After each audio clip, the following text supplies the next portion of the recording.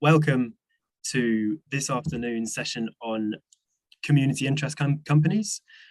Today we're joined by Chloe Dunnett from Citopia Farm, Nat Mady from Hackney Herbal, and Marlena Barrett from Organic Lee. So we're going to start by hearing from Chloe about her experiences of recently setting up as a community interest company. So Chloe, could you start by giving us an introduction to Citopia Farm, and could you tell us a bit about what your intentions were in creating your space? Sure, thank you, Richard. Hi, everyone. So my name's Chloe. I'm the founder and chief grower of Citopia Farm, which is a new urban farming social enterprise based in London. And essentially what we're about is growing more food in the city. We think we can and should grow more food in London for a host of health, environmental and social reasons. And we started off last year on a few very small bits of lands that I managed to beg, borrow and steal in London from the start of lockdown. But last year, around this time, we're very lucky to secure 2 acres of land based in Greenwich, southeast London, for those of you who know London. And since then, we've been setting up fundraising and getting going with production. So produced a few tons of food and some flowers as well last year. So we're a not-for-profit social enterprise. It's a community interest company limited by guarantee. I can get into more details about that, but yeah, essentially we are called, I should say as well, Citopia Farm, inspired by one of my advisory board members, Carolyn Steele, who wrote a book called Citopia, which I highly recommend everyone reading if you haven't heard of it already. And essentially she coined the phrase Citopia, which means the food place. So it's from the Greek sitos, meaning food, and topos, meaning place. And it's about, the concept is that we live in a world shaped by food, but it's almost too big for us to see it. You know, it affects economics, culture, the environment, everything. And at the moment, we kind of live in a bad Citopia. So as I'm sure you all know, partly why you do what you do, we need wholesale transformation of the food system. So the vision really is to live in a good Citopia. And I was listening to her talking about the book when I was thinking about a name for my fledgling new social enterprise and thought that's perfect for what we want to convey. That's so inspiring to hear you talk about like macro economic and social situations, and then looking at a really practical approach to how we can address those. So looking at very practical matters, could you explain why you chose to incorporate as a community interest company? Sure. So I guess first and foremost, because I didn't envisage us as being a charity, we are about producing proper volumes of food and growing and selling that food. And that's how we want to make ourselves viable. So we're not reliant on grants, not reliant on donations, you know, essentially it is a business. That said, it's very much got social purpose in mind and environmental and wider purpose. And so it made sense to grow as a not-for-profit and as a social enterprise rather than a regular business, nor as a charity.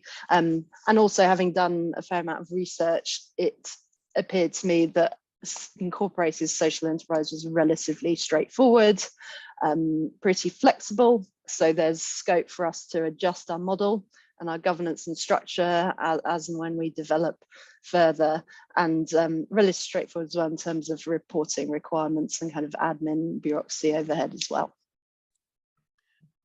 Yeah, we're going to go into a bit about reporting when we speak to Nat later, but for the time being, Chloe, could you tell us about the governing document that you prepared to incorporate?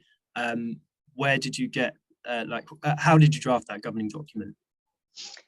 Yeah, so there are lots of templates and advice out there in terms of there are various different forms to fill out, setting out our aims and objectives as an organisation, and also memorandum of association. So that sets out all sorts of things like liability of members, how we're not for profit, what happens if to our assets if we were bust. is there a quorum for directors meetings, all that kind of thing. I'd recommend as resources, so both Social Enterprise UK has a great website and lots of information, also School for Social Entrepreneurs. I also spoke, I think, through one of them actually to an organisation called Inspire to Enterprise, and had a 3 hours consultation with someone who was really helpful. Yeah, so through that, I think I borrowed some existing templates, and very kindly, someone else had recently set up a horticultural therapy social enterprise, shared their memorandum. And so I was able to adjust that to meet our needs. Fantastic. Now, could you tell us a bit about your governance? So do you have a governing body, and how are strategic decisions made? Sure. So ours is pretty streamlined and straightforward, which was a conscious choice at this early setup stage. So I should say we incorporated in November 2020, which was before we had this bigger 2 acres bit of land. It was just when I'd set up with some volunteers on a few bits of land. So essentially there's one director, which is me. And so I'm the only one at the moment with any legal liabilities or formal responsibilities in that sense, but I'm supported very much by an advisory board, which I set up at the same time. So there are 5 people on that, with a mixture, diverse range of skills and experiences. We meet as and when is necessary. It's, yeah, I'd say every month or 2, but with communications and work with different sort of subgroups and individual members in between those times. And how did you go about recruiting the advisory boards? Through a real mixture. I sat down and did think, you know, what kind of skills, what kind of people, what kind of diverse experience do I need for a new organisation? And looking ahead, I guess, partly to what I needed now, but what I might need in a few years' time as well, to the extent that that's possible to plan. And so we do have a mixture of someone who's very experienced organic farmer, Alice Holden, who also actually now works 1 day a week here. There's someone I know who'd volunteered actually at the sites that started, and I knew through a friend who is a solicitor as well, so provides really helpful legal expertise. Someone who runs his own small ethical business, so brings that kind of business and marketing expertise. Someone else who was actually director in local authority, working regeneration and big development projects, and has experience working with sort of government and wider development bureaucracy. And Carolyn, still in fact the author of Zootopia. So it was a real mixture, to be honest, of some people I knew already, and so it's about approaching them directly. Others, Carolyn, I'd never met before. I just approached her out the blue, really, and she very kindly took a punt on me. So obviously the approach slightly different depending on who they were, but with all of them I was pretty formal in terms of setting out, you know, what was required of them, what I was about. And before they all signed up fully, for sure, we had an initial meeting where I'd shared the business and prepared a business plan. So we discussed that as well at the first meeting. Yeah. What really comes across from that from that story is that no individual is likely to have all the skills they need to manage a community interest company, and so board members are really vital assets. Absolutely, yeah, and in so many different ways, you know, to bounce ideas off as we develop, to help with decision making, to make contacts with different people, new ideas, whole range of things. Absolutely. Super. I'd like to go briefly onto fundraising. So you're a social enterprise, and your intention was to create sustainable employment through profit. Could you explain the various income streams that you have, and could you tell us a bit about your capacity to raise grant income? Sure. So there's sort of two different phases, I suppose. The first phase was set up, so we fundraised money for that, for capital investment, particularly for infrastructure, and that was we raised about 70k through a mixture of crowdfunding, and then that was match funded by the London Mayor, so we had to do a separate application for that. And that essentially covered a lot of our startup costs. So things like polytunnel, greenhouses, equipment, tools, etc. Since then and going forwards, the plan is largely to sustain ourselves through sales of food and flowers, which is 3 different routes. We do a pop-up shop at the farm, we set up a veg bag scheme and home delivery, flowers, and we also supply restaurants and a few florists and grocers wholesale as well.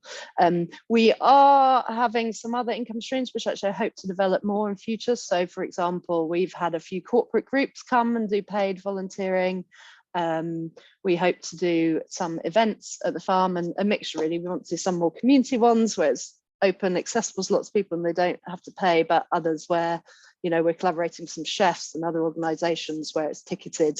So a mixture of things like that. But the main focus, you know, about what we're about really is to produce proper volumes of food, and the flowers are good to have on the side as well for that.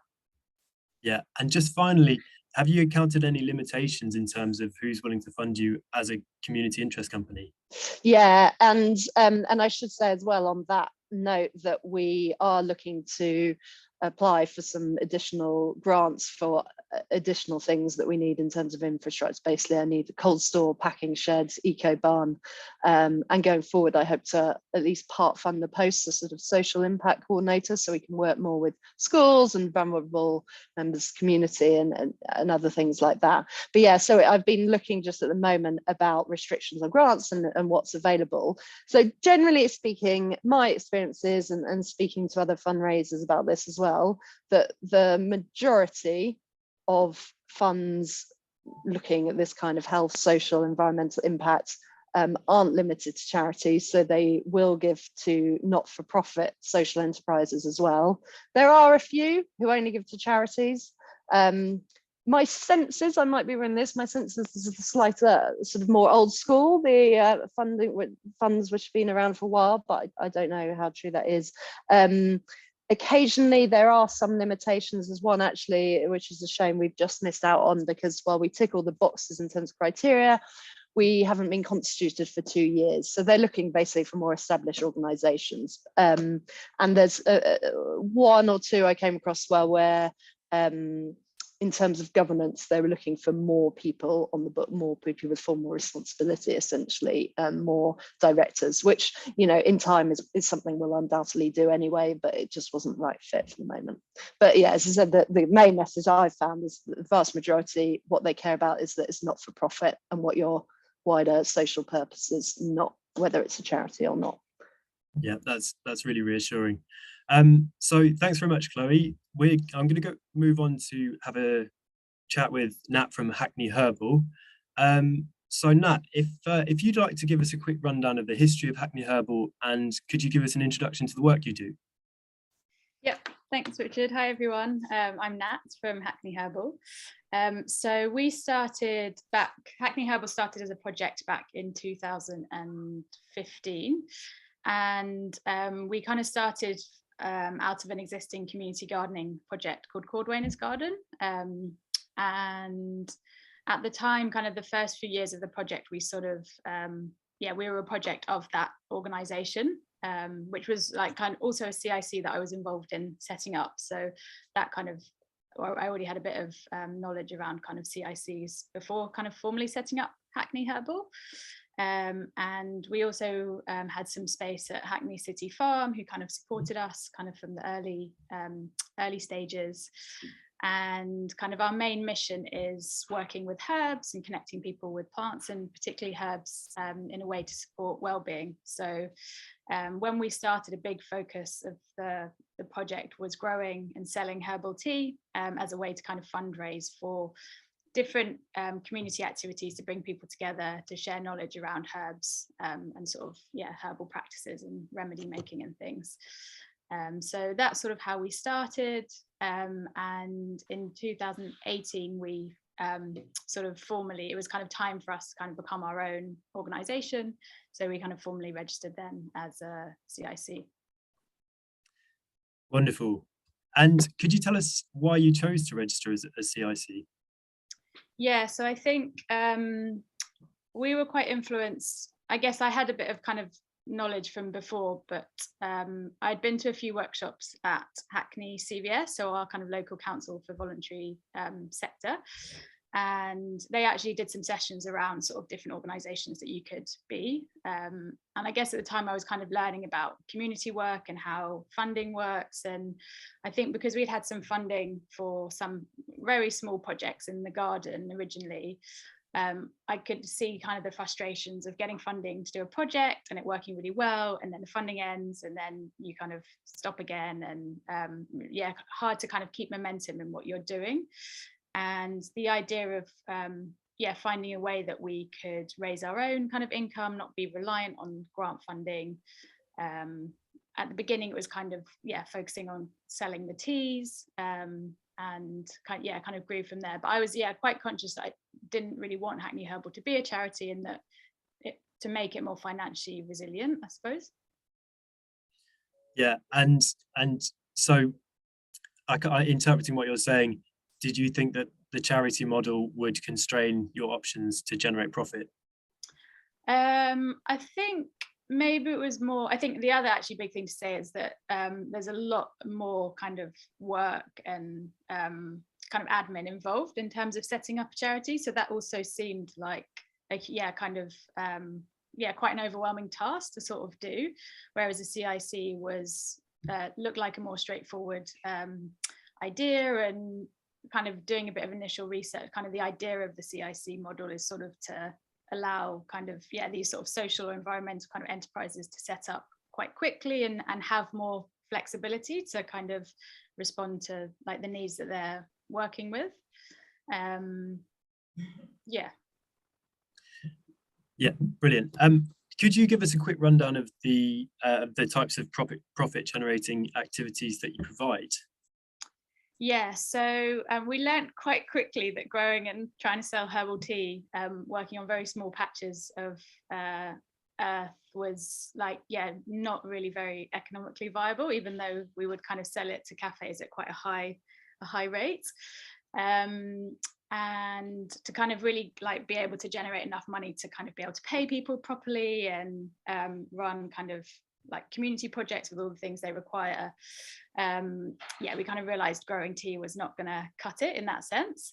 So and a kind of bigger part of the project was also focusing on education and learning. And when we started, because we were sort of just, yeah, working out how things would work along the ways, a lot of those started off as sort of donation classes, and gradually we kind of built up our own knowledge and skills and expertise to a point where we could then start charging people for those workshops, and kind of felt like we knew what we were doing enough and we were kind of professional enough to yeah, be able to generate income from that.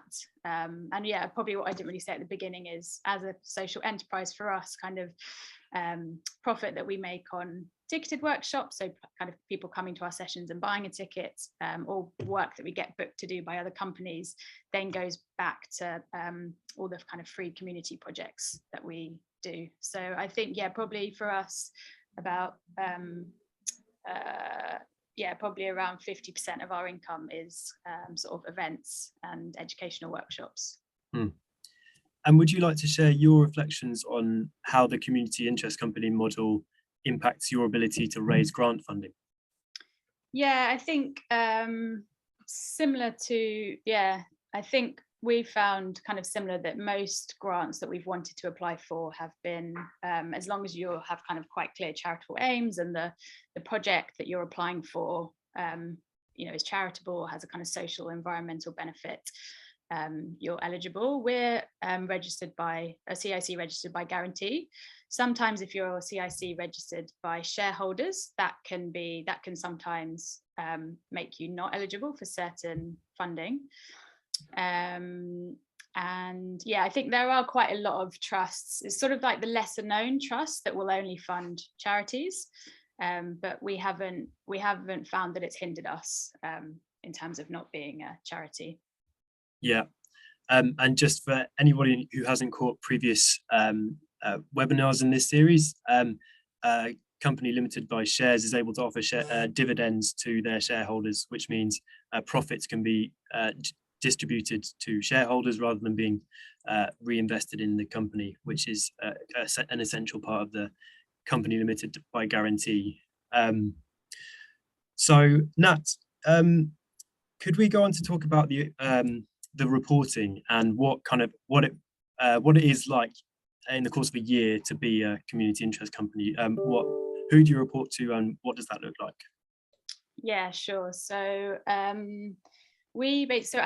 as a CIC, we have to do a report for Companies House, so kind of your annual financial statements, and that largely, I'll kind of share my screen in a minute, but that largely is the same that any company, kind of for-profit company or business, has to do. And then there is another form. So as CICs, there's I don't know whether it's an office or a person, but there's this thing called the CIC regulator, who I kind of imagine as a person in office, who we also are accountable to. So there's a separate form that we have to fill in, which then outlines, I'll show you, kind of outlines what your community kind of impact has been. And it should really relate back to when you register. There's also a CIC form that you fill in, which outlines broadly your kind of community interest. And we also generally will attach like a social impact report. So sometimes you can kind of put it all in the form, or if you already have your own kind of impact kind of like procedure, or if you create a report like that, you can also kind of attach that, and it kind of covers a lot of the things. So shall I share my screen now just to have a look at those? Yes, yeah, please, if you wouldn't mind. So let me just see, I've put it all together here.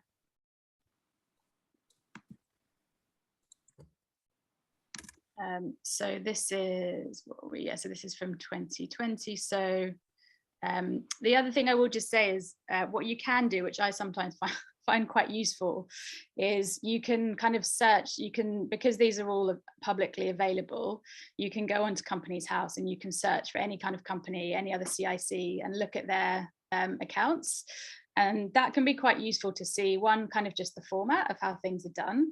And it can be interesting as well to see kind of like where people are getting their funding from, or like how they do their reporting. So I say that's like, in terms of research, that's kind of, all of this is publicly accessible. So we have this sort of section at the beginning which just outlines kind of the company's activities. And again, like having looked through various different accounts from people like partners that we work with and things, this can really vary. Some people will write a very short paragraph, others there'll be a lot more detail. It's also, your accounts are also something that sometimes when you're applying for funding, a funder will go and look at. So it can sometimes be beneficial to have like useful information that demonstrates your work and your impact and things. So this kind of talks through, so this was like the 2020, so kind of talks through all our kind of the work we did, kind of an overview of the different funding we had, and a little bit on kind of the numbers for various activities. This is all kind of also in terms of accounts, these are kind of just standard accounts that you can kind of find templates for, with certain things they have to have in. And then in terms of, I suppose, slightly different to a non-CIC company, we kind of separate out our unrestricted income. So all the unrestricted income is our trading, so money that we've made through selling things or running workshops, which we are free to kind of spend as we want. And then restricted, which is any of the grant funding we've had, so kind of restricted based on what we've applied for. Then kind of, I'm not going to go through all of these things. These are kind of all as you would have on an accounts. We've got like our list of funders.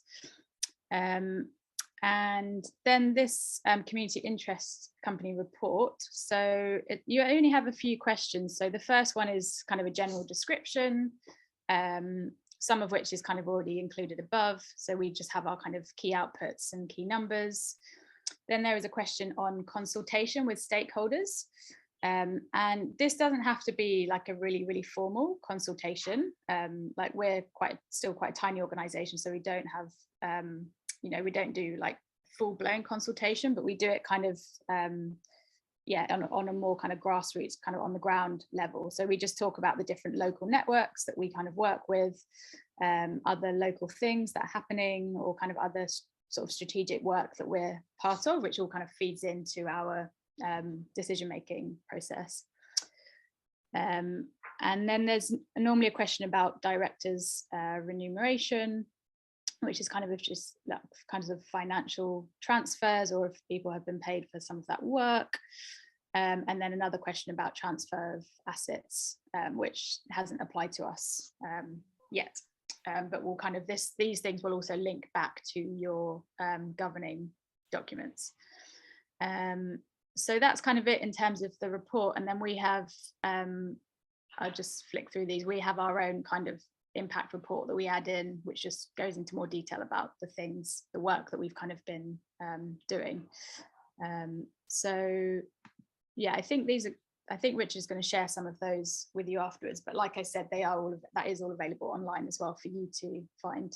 So it's not too onerous, the reporting, and sort of some of the reporting is things that if you have had grant funding, you would have probably had to put some of that information together anyway in that reporting. Yeah, and just finally, that question about stakeholder consultation. So could you give us a bit more detail about how you go about making sure that your programming remains relevant to the people you intend to serve? Yeah, definitely. So we have, so kind of in our structure, so there are two of us who are directors. And then the way we sort of, I guess, manage ourselves is kind of our core team of 4 people. So I'm one director, and then there's 3 members of the team who are not directors, but who kind of, we don't really use that term, but it would be equivalent to a kind of senior management team. So we kind of largely make decisions together. And we don't have an official or like formal advisory board, but we do work with a lot of kind of local networks and local groups. So things like for us, where we're based in Hackney Wick, where the garden is, we're quite linked in with a lot of the mental health networks, because that's kind of a big part of our referral pathways into our projects. And we also have our group, our core group, which is the Herb group, who are people who have been through our free community courses, most of which have been referred through us. So they're all local people. And we kind of respond sort of directly to a lot of their need, and kind of talk to them about kind of our projects. So a lot of the projects, one example is we're running something called the Nature Club, which started last summer. And it kind of responded to this need for people, a lot of people in our group saying they didn't feel that safe or that confident to go out into some of the more wilder kind of green spaces around us, and wanted to do that in a kind of a group way. So the Nature Club, kind of, we got some funding for that, and it responds kind of directly to that need. Great. Really embedded work you're doing there in Hackney. So we're going to hear now from Marlena Barrett from Organically. Unfortunately, she couldn't join us live. However, we were able to record a little chat that I had with her on Friday. So I'm just going to share that with you now. And then after that, we'll have time for some questions. Apologies in advance for the rather abrupt end to this video. I accidentally clicked record, stop recording when I didn't intend to. So thank you, Marlena, for agreeing to speak to us about your experiences as a workers' co-op at Organically. Could you start by explaining the difference between your legal format, i.e. that you're a community interest company, and the organisational type, which is to say the workers' co-op side of things? Yeah, sure. So workers' co-op, I suppose it's a little bit like people might also know the community land trust is, it's not a legal form in itself, but it's it's got a defined status. And so workers' co-op has that status of an organisation where the workers are in charge of doing what they're organising their own work without shareholders or outside bosses or trustees or anything like that making the decisions. So they're making the decisions for themselves. But that, you know, there is such a thing as a cooperative society, but that's one legal form, and then there are other legal forms like a limited company or a community interest company. That's the one we've chosen, which you then slot your worker cooperative into. And we've gone for the community interest company. We originally registered as a limited company, but we have, although we had a clear sort of definition within our rules that we wouldn't be distributing profits, that wasn't necessarily strong enough for some funders. So increasingly there's been a kind of determination by funders that they want either a community interest company or a charity or something that's got what's called an asset lock. And so that's why we converted to a community interest company. Brilliant. And at the time we did look at the other forms, but the community benefit society, it's hard to sort of fit with the cooperative model because it's got to look much more outwards. The cooperative society sort of looks a bit much too inwards for our needs. So the community interest company was the best one for us. Right. And you didn't choose to become a charity? No, again, you know, that there's a sort of slight discord between charities, which are set up in a very sort of philanthropic idea that the trustees have to be completely sort of uninvolved in the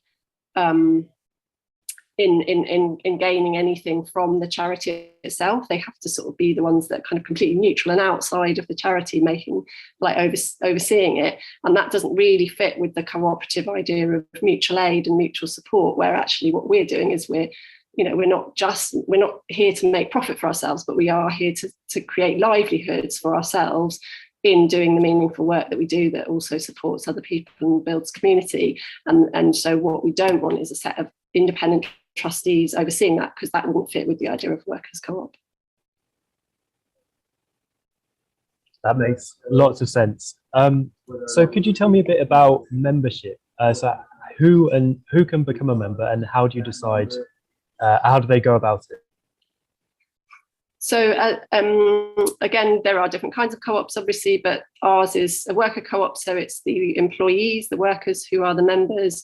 And we've defined that, and you can set this in your rules, as people who are working kind of on a long-term contract for more than 8 hours a week. In fact, we've kind of said, really, we're not going to invite people into co-op membership unless they're working at least 3 days a week, because that otherwise it's just sort of, you know, if you're really, really part-time, it's hard to sort of get your head around all the extra things that you need to think about in order to be a director of the company, which is what our members are. So we've got a model where all the people who are members are also directors of the community interest company. And you obviously, again, you don't have to have that model. You can have an elected board of directors that you choose from your membership, but we've gone for the option of having everybody together. And to reiterate, one of the main benefits of the community interest company is that your members can be members of the management committee and also paid, as opposed to a trustee of a charity. Yes, that's right. Yeah. So so basically, if somebody is employed by Organically, we have a longer than normal probation period. So, you know, often 3 months would be a probation period for a job. We have 7 months, with a check-in at 3 months to sort of just check that this feels like the right place for people, and that they understand what the responsibilities of being a director as well as an employee are. And then at 7 months, there's a probationary review process. And then if they're accepted into co-op membership, then that happens at that point. So finally, I'd like to hear about decision making amongst the members. So how do you organise decision making within the organisation? So we use consensus-based decision making wherever we can, perhaps with a sort of quite pragmatic view, which makes it maybe slightly closer to consent-based in a way, because we're not necessarily going to spend hours and hours to try and make sure that everyone is completely on board with a decision, where we're much more likely to be in a situation where people say, well, that's not how I would do it, but actually I'm going to trust other people to get on with it. And so I'll stand aside from a decision, rather than, you know, and in consensus decision making, you can block decisions if you feel like they are really sort of detrimental, and that is very rare for us. One of the reasons I think that works well for us is that we also have a way of trying to have the smallest number of people involved in the decisions that makes it reasonable. So rather than it being like, because we're a collective and cooperative, everyone's got to think together about making all the decisions, actually we've divided up into our work teams who make decisions about the strategy of their work, as well as the day-to-day decisions about it.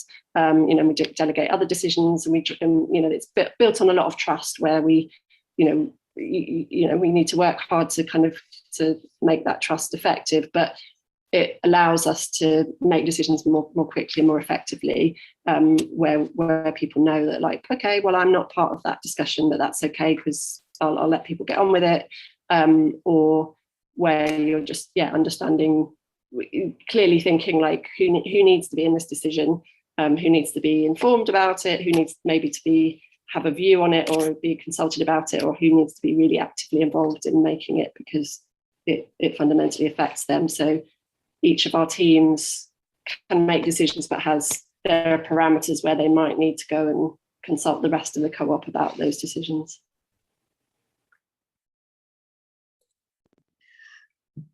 Well, there you go. You might have noticed a bit of Zoom acrobatics, as I had some people kindly started a meeting right next to me halfway through the recording, but all was well as it ended well.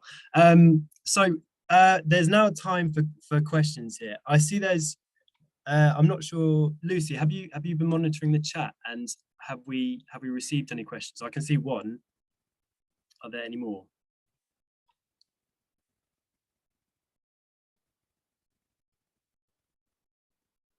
So I'll just start with... Sorry, yeah, I am here. I just pressed the wrong button.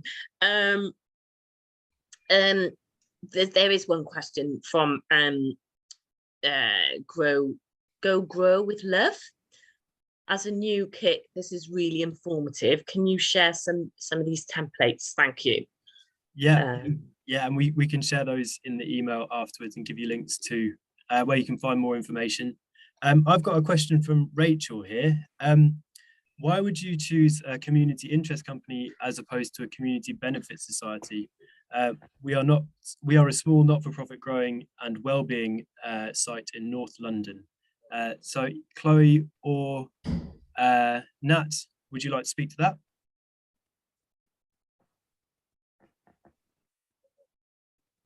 Sorry, could you just say that again? The question between the two, I didn't quite catch it. Apologies. Yeah, so just the reasons why you wouldn't choose to be a community benefit society as opposed to a community interest company.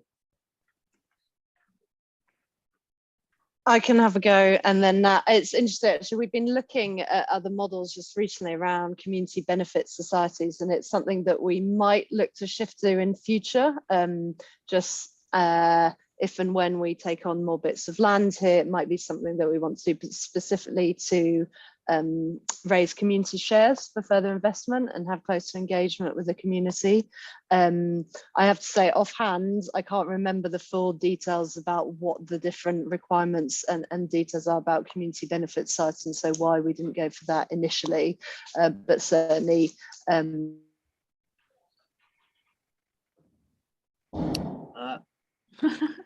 think we're breaking up there a little bit. Nat, have you got any comments on that? Yeah, I think again, it's not something I know a lot about really in depth, but I think mainly with community benefit is when you have like you kind of, it's more of a member organisation, so you have members who have who profits can get allocated to or have informed governance. So I think for us, to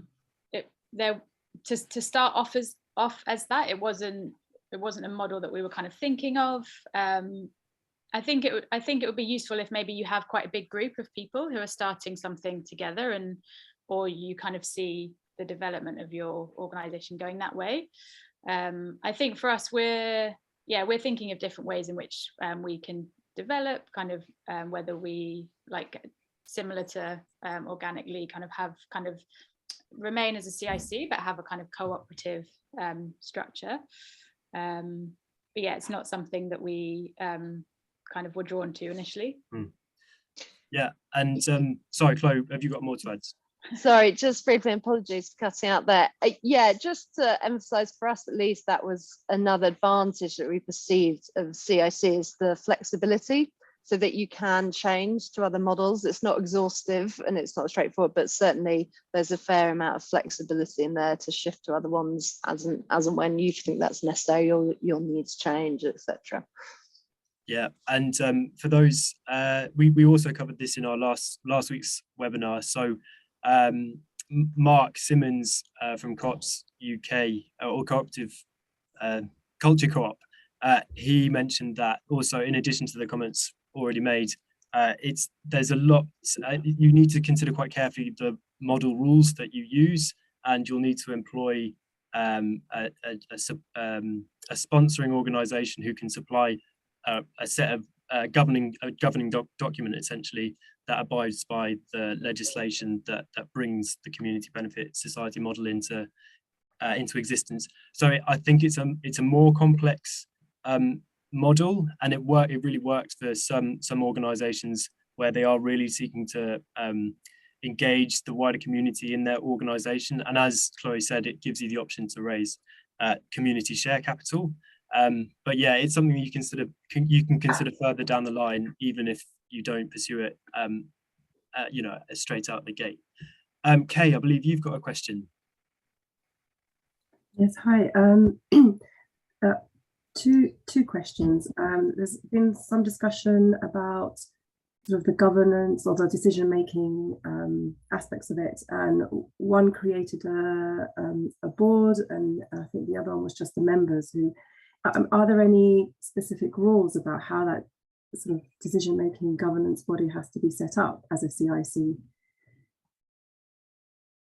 At the moment, we're just a company limited by guarantee, and sort of thinking about the CIC structure and just trying to decide, because at the moment we're running a project, and if you like, what we've done is sort of create like a project board, so the community are members of that project board, and they're making, well, the decision is down to them ultimately, and we act as project manager. But I just wondered whether there are any formal rules about how you set that up. I mean, that's what one question. The other one is whether anyone has any good contacts for accountants, because the ones I've spoken to seem to know a lot about limited by shares, and they can tell you lots of things about that, but they seem to struggle to explain to me how it all works with community interest companies. I can go. So I think from my understanding, as for a CIC, you don't, unlike a charity, you don't need to have trustees, and you don't have to have an advisory board. So the kind of legally the kind of governance and decision making and accountability sits with the directors. So I guess for us, we kind of found, so it was at the beginning, our other director is someone who worked with me kind of at the beginning of the project, and who I knew very well and I trusted, which is kind of one reason why we started together. And I think, again, if there were other people who we knew at the beginning who were going to be part of it, we would have probably had more directors, or we would have set up an advisory board then. But I think it's something for us that kind of developed along the way, and because also the nature of our organization developed very slowly over time, those relationships and the people who we do kind of consult with and talk to also developed quite slowly. So there's no legal requirement to have, from my understanding, to have that advisory board, but when you and it depends on the organization that you're doing or you're running and who you're working with. But when you're sort of applying for funding or working with other people, partnerships and things, a lot of the kind of the questions or things will be around kind of, have you talked to your local community? Is this kind of led by the people you're working with? Is it fitting the needs of the area? So having those things in place kind of really then is useful kind of to the work, but there isn't a legal requirement to have that. And I would probably say to like to not rush into kind of setting up those things, and kind of just have them as quite like intentional decisions. So maybe getting to know people first before inviting them to kind of join or be part of that, like a board or something. Yeah, I would wholeheartedly agree with everything Nat said, and just to add from our perspective, so yeah, I have an advisory boards, but there's no legal requirement for that. There's, as far as I know, there's one. I'm the sole director, so you don't even need to have two to set up as a CIC. But for me, it was the benefit of having those additional people, partly for help with the organisation and to help with credibility and, you know, overall strength of governance for funders and others as well. Can you just repeat your second question? It's just gone out of my head. It was about how you go about finding an accountant that actually understands these models and help you. I can give you the details of the accountant that we've worked with. They are also a CIC, which is really, really helpful because they understand that. I don't know if they've worked with other CICs with shares and things, but yeah, I can send you their details. That'll be put it in the chat. I'll do the same.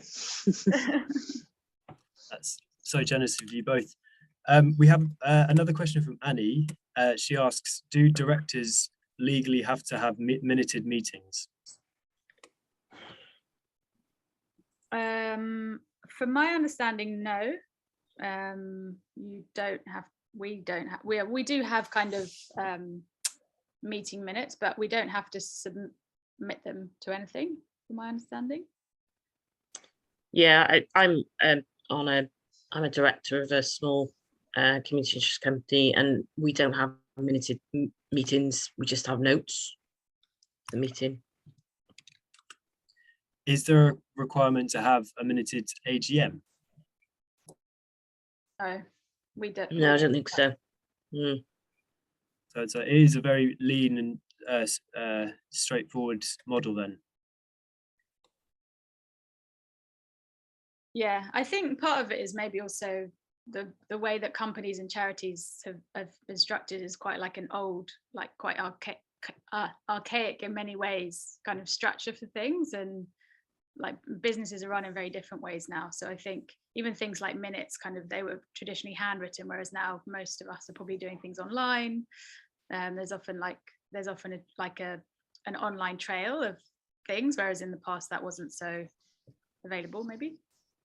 Yeah, and just going through our memorandum of association, there's quite a lot in there about the circumstance which a director is appointed or has ceased to be a director, and having a quorum for decision making, but yeah, nothing specifically about minuting at all. And could you just briefly give us a definition of a quorum for those who don't know? So it's having a minimum number of people, and that is usually a majority as well, who agree on a decision to be made to make it legally binding. Yeah. I had a question. When you mentioned earlier, Claire, about needing to be constituted for 2 years, that prompted me to think about the constituted organisations that aren't CICs, so they're not incorporated. Did you do that? Were you like just a sort of normal constituted group and incorporated initially, or and when you referred to that, were you actually talking about constitution of the CIC rather than an unincorporated constitution?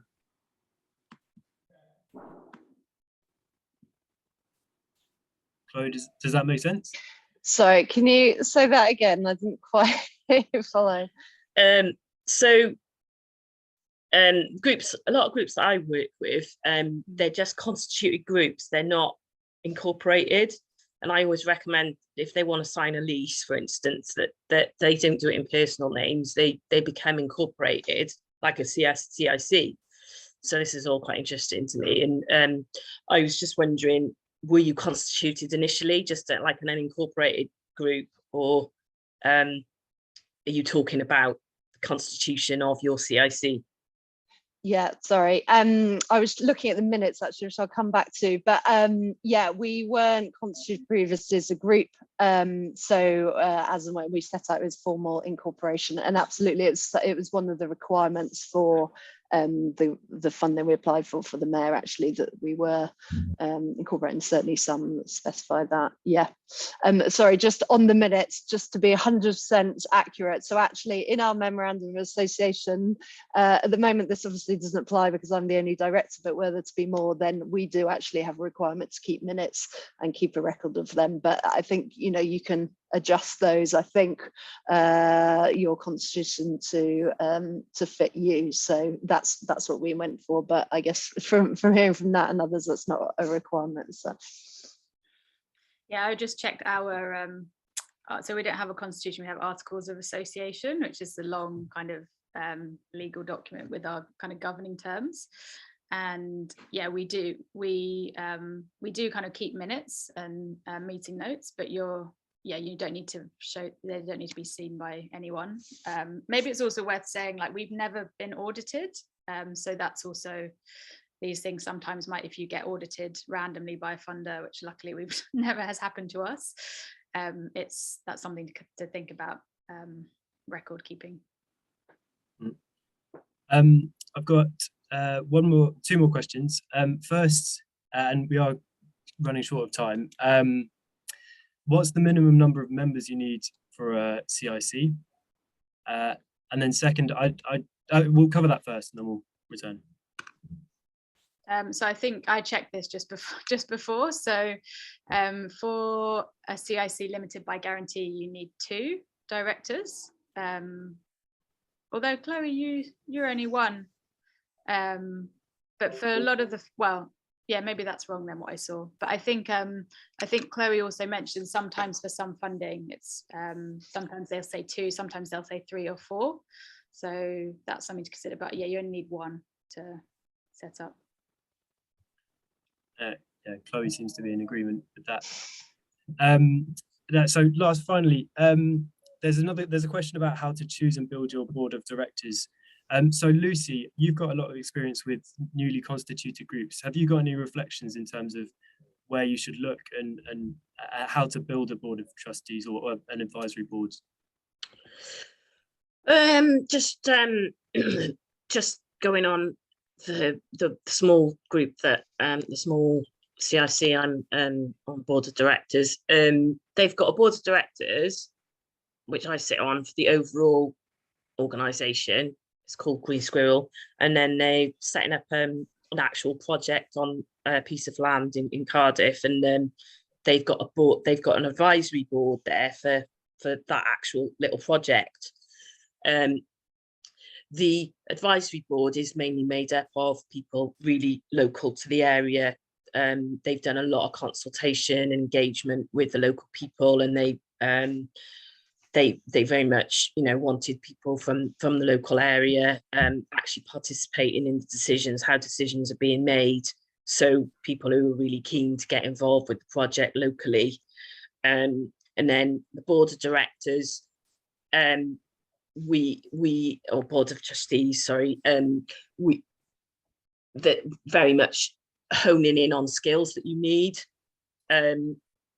So my background's in town planning and land management, so they wanted someone with those skills. And then we've got somebody else who is a charity accountant. You know, it's really good to have financial skills on your board of trustees, because that really helps with, you know, submitting your accounts.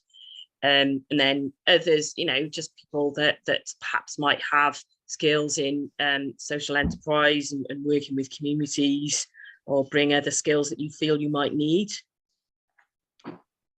Yeah, Chloe, you mentioned that you'd engaged with your personal network. Have you got any more reflections? And then Nat, how did you recruit your board of directors?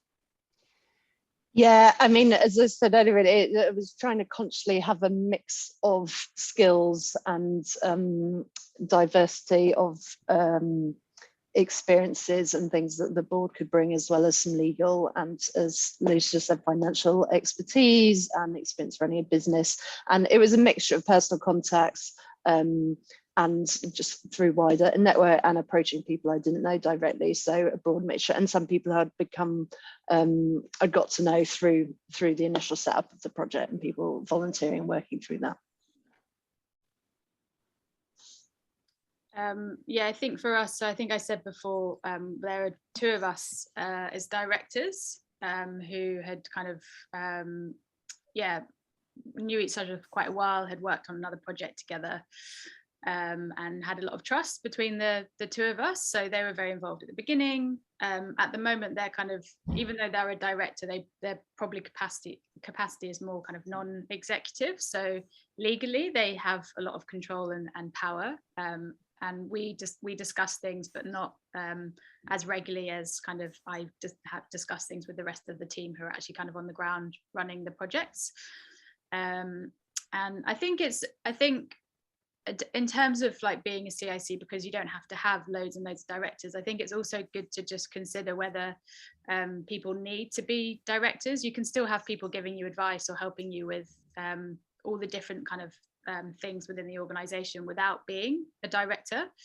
And I think for us, the advisory board has been, I mean, I also have been lucky to go on a couple of sort of social enterprise training programs where I've been able to learn a lot of all the different hats you have to wear running an organization. But I would say if there are things that kind of like, if like accounting is just like a massive no for you, then like I think it's really important to try and get someone to like help with those kind of really key things. There are certain things that you can kind of like teach yourself and kind of, you know, do. But if there are things that are going to just feel like they're a big barrier for you, then I think focus on those first. I suppose for us, the advisory board for us is more based on the directions of the organisation and the activities, as opposed to offering organisational help and support, if that makes sense. So it's, yeah, I think it's just seeing where your not weaknesses, but the areas that you don't feel confident to kind of do yourself, like focus on those first, I would say, because otherwise that can be quite a barrier when you're trying to move forward with things. Yeah. So just a final clarification on a question that was just asked. Is there a minimum number of members as opposed to directors? We don't have members as a CIC, so we just have, I don't know if that relates to organically in terms of the kind of co-op model. Yeah, and I think that would be part of their constitution, but independent of the legal format, right? Mm-hmm. That would be about their organizational type rather than their legal format. Okay, this has been so insightful for me, and I hope for everybody else who's joined us. Thank you so much to our speakers, Chloe, Nat, and Marlena. And also thank you to Lucy for helping me manage the session. It's been really great to have you along, for your support and for your questions and answers. And thanks everybody else for joining us and for your questions. I hope that's been of use. If you've got any more questions, please get in touch. My email is richard@farmgarden.org.uk. Other than that, the final session in this series of webinars will be on next Thursday, and it will be on companies that have charitable status. So we'll be looking into that relationship there between Companies House and the Charities Commission. That's all for now. So yeah, thanks again for joining us, and take care.